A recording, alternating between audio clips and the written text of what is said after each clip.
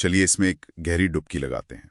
आज का विषय है सिंधु घाटी सभ्यता, और हमारे पास जो स्रोत है वो खुदाई से मिली चीजों की एक, आप कह सकते हैं, एक गहरी पड़ताल है। हमारा मिशन ये समझना कि लगभग 4,500 साल पहले की ये शहरी सभ्यता अपने समय से इतनी आगे क्यों थी।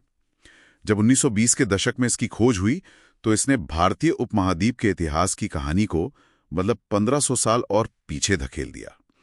तो चलिए इसे खोलते हैं। स्रोत के अनुसार उनकी सबसे असाधारण विशेषता क्या थी? शहरी योजना, बिना किसी शक के। शहरी योजना, हाँ। मतलब शहर एक ग्रिड प्रणाली पर बने थे, सड़कें एक दूसरे को समकोण पर काटती थीं, यहाँ तक कि कोनों को गोल किया गया था ताकि बैलगाड़ियां वो आसानी से मुड़ सकें, और ये सब बिना किसी आधुनिक तकनीक के। और पता है सबसे आकर्षक बात क्या है? क्या? मानकीकरण। अच्छा। पूरे साम्राज्य में जो लगभग 10 लाख वर्ग किलोमीटर में फैला था, ईंटों का आकार 4:2:1 के एक निश्चित अनुपात में था। हर जगह एक तरह का ओपन सोर्स आर्किटेक्चर हो गया। बिल्कुल, जो समाज को बहुत लचीला बनाता था। और स्रोत में शहरों के 2 हिस्सों का भी जिक्र है, एक दुर्ग और एक निचला शहर। जी हाँ, शहरों को आमतौर पर 2 भागों में बांटा गया था। एक ऊंचा दुर्ग, जो शायद प्रशासनिक या कोई धार्मिक केंद्र रहा होगा और बाढ़ से भी सुरक्षित रहता था। और दूसरा निचला शहर, जहां आम नागरिक रहते थे। ये एक बहुत ही संगठित सामाजिक संरचना की ओर इशारा करता है। एक मिनट, मतलब स्रोत ये कहता है कि लगभग हर घर में अपना बाथरूम और टॉयलेट था? जी हाँ। और वो अंडरग्राउंड नालियों से जुड़ा था।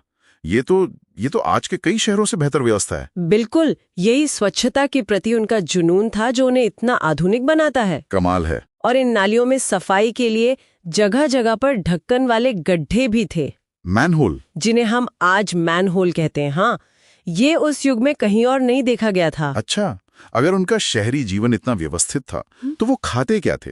मतलब उनके दैनिक जीवन के बारे में स्रोत क्या बताता है? देखिए, हाल के लिपिड अवशेष विश्लेषण से पता चलता है। मतलब बर्तनों में जो खाने की चिकनाई बच जाती उसकी जांच से। सही पकड़ा। उससे पता चला है कि वे मांस और पौधों पर आधारित एक बहुत विविध आहार खाते थे। लेकिन सबसे मजेदार खोज राजस्थान में मिले 7 मल्टीग्रेन लड्डू है। लड्डू? हाँ, मल्टीग्रेन लड्डू। ये सिर्फ पोषण की समझ नहीं, बल्कि खाद्य प्रसंस्करण का एक शुरुआती उदाहरण है। वो जानते थे कि ऊर्जा को कैसे स्टोर करके लंबी दूरी के सफर या बुरे समय के लिए रखा जा सकता है। इतने बड़े पैमाने पर योजना और खाद्य भंडारण, इसके लिए तो जबरदस्त संसाधन और एक मजबूत अर्थव्यवस्था लगी होगी। ये सब चलता कैसे था? इसका आधार था व्यापार, और व्यापार निर्भर था मानकीकृत वजन और माप की एक बहुत ही सटीक प्रणाली पर। कितना सटीक? लोथल से मिली हाथी दांत की एक स्केल पर सबसे छोटा विभाजन लगभग 1.704 मिलीमीटर का है। एक मिनट, 1.704 मिलीमीटर। आपको अंदाजा देने के लिए ये आज के 1 रुपए के सिक्के की मोटाई के लगभग बराबर है। बिल्कुल, कांस्य युग में इतनी सटीकता कहीं और देखने को नहीं मिलती। इसी सटीकता ने उन्हें मेसोपोटामिया के साथ समुद्री व्यापार करने में मदद की। इस सबको देखकर एक सवाल मन में आता है, इतनी उन्नत, इतनी व्यवस्थित सभ्यता, इसका पतन क्यों हुआ? इसका जो सबसे मजबूत सिद्धांत है वो है जलवायु परिवर्तन। जलवायु परिवर्तन? हाँ, माना जाता है कि घग्घर हाकरा नदी, जिसे कुछ लोग प्राचीन सरस्वती भी कहते हैं, उसके सूखने से उनकी कृषि बर्बाद हो गई और शहरों को खाली करना पड़ा। तो क्या सिर्फ एक नदी के सूखने से इतनी बड़ी सभ्यता खत्म हो गई? क्या कोई और वजह है, जैसे बाहरी आक्रमण या महामारी? ऐसी कई और थियोरीज है, लेकिन स्रोत के अनुसार जलवायु परिवर्तन के सबूत सबसे मजबूत हैं।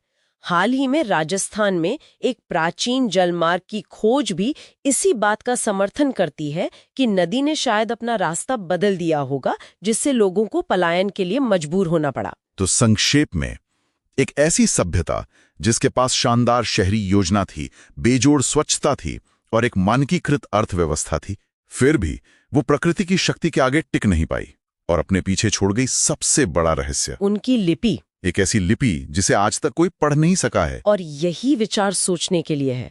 ये इतिहास का सबसे बड़ा रहस्यमयी उपन्यास है, जिसके हमें सारे पन्ने मिल गए हैं, बस हम उसे पढ़ नहीं सकते। सही बात है। जबकि हमने उनके शहरों को उजागर कर लिया है, उनके विचार और उनकी भाषा, वो उन लगभग 400 प्रतीकों में बंद है। आर्टिफिशियल इंटेलिजेंस का उपयोग करके इस कोड को तोड़ने की कोशिश की जा रही है।